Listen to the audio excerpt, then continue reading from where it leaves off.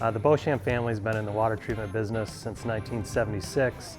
Well, we moved on to well water, and my mom experienced well water for the first time, and her hair was discoloring, the toilets and fixtures were discoloring, and my dad went around and shopped many different type of water softeners and forced him to really learn about water and how to properly treat it. And before we knew it, our family entered into the water business because my dad was so fascinated with everything that went along with it. For us growing up, it was going to school, learning our schoolwork, and then going home and learning our water treatment home schoolwork.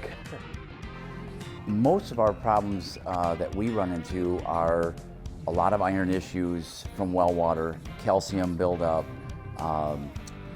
odor in the water, smelly water.